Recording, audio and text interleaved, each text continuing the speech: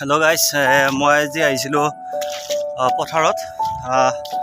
মানে পথাৰত কেনেকৈ আৰম্ভণিৰ পৰা কেনেকৈ কৰে খেতি চবে জানে, হ'লেও মই যিখিনিৰ পৰা আপোনালোকক দেখুৱাইছোঁ যে মানে কষ্ট কৰি কেনেকৈ লাভৱান হ'ব পাৰি বা কেনেকৈ গীতা খাব পাৰি, তাক লৈ মই এটা সৰুকৈ ভিডিঅ' এটা বনাইছোঁ।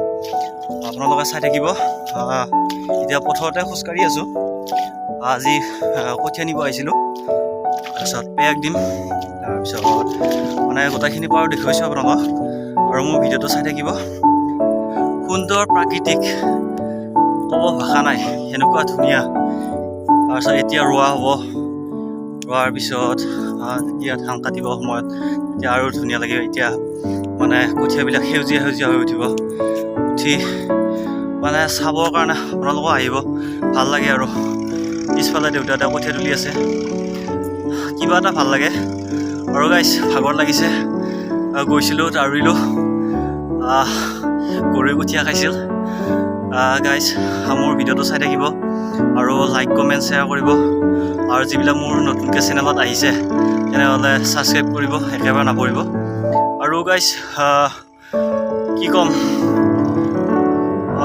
গাইজ এয়া আজি আধুনিক যুগ, মূৰত দিয়া কঠীয়া অভ্যাস নহ'ল, আৰু সেইকাৰণে বাইকেৰে লৈ যাম কঠীয়া ঘৰৰ ওচৰত।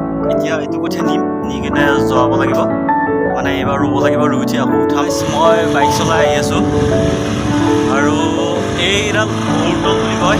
ইয়াত আমি আমাৰ ওপৰ পথাৰ বুলি কওঁ আৰু বিলু পথাৰ বুলি কওঁ। ইয়াতে আমি খেতি কৰিব আহোঁ।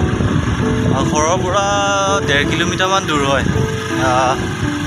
ইয়াত মানে সকলো এইবাৰ পানীৰ কাৰণে বহুত প্ৰব্লেম হৈ গ'ল, পানী মাজতে হৈ গ'ল, এতিয়া আকৌ ৰ'দ দিওঁতে পানী নোহোৱা হৈ গ'ল, সেইটো কাৰণে অলপ পিছপৰা গৈছে। আৰু